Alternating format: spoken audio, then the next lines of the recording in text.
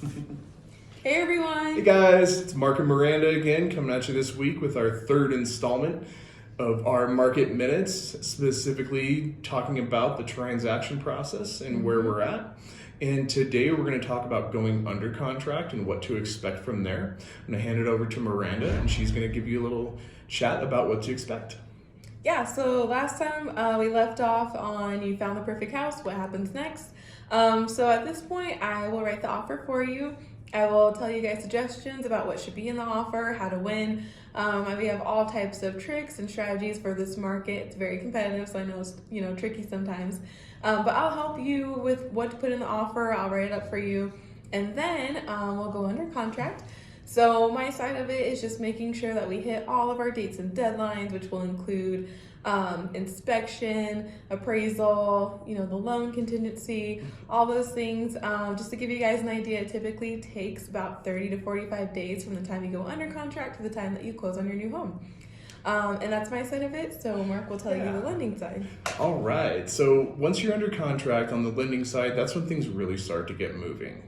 So when we receive that executed contract, what we're going to do is create what's called a loan estimate. That's going to be an initial estimate of what your financing is going to look like. It's not hard numbers, it's an estimate. So keep that in mind when you receive that your closing costs may change, your rate may change, things like that may change depending on if your rate's locked in or not. And talking about having your rate locked, that's the second part of that. After we disclose that up front, we can talk about locking your rate. And there's two different ways you can look at it. You can either have a higher rate for either a lender credit or a smaller cost, or a lower rate that you're gonna have to pay for. Now that doesn't come out of your pocket, that is included in your total closing costs, which is gone over on the loan estimate as well. Now there's a lot to do on the loan estimate, so I'm not gonna get into that right now, but if you ever have any questions, feel free to reach out to me or Miranda. We're more than happy to go over it with you. Now, once you get your loan estimate, you sign that. It's not binding, it's just an estimate. So once you sign that, you're not locked in with that certain lender. You can still shop and you can still look for other lenders as well if you're not happy with those terms. So once you have all that done, we're going to order the appraisal, we'll set the appraisal up, and you do pay for the appraisal up front out of pocket.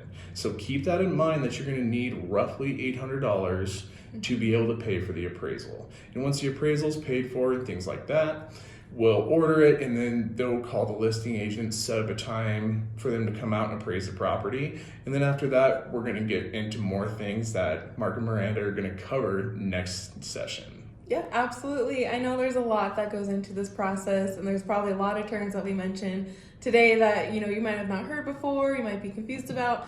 So we're always happy to sit down and chat more about what these mean, what your appraisal will look like, what your inspection consists of, and exactly what we will be doing. We'll be with you guys the whole entire process. So don't be scared. Give us a call to chat, and we'd love to help you guys. Always. And as always, yep, we're always open for a chat. No matter who you're using, we're here as a second opinion or third opinion. It doesn't matter to us. We're just here to make sure that your home buying experience is amazing. All right, well, that's it for us for today. So we're going to get at you next week, and have a great week. Bye, guys.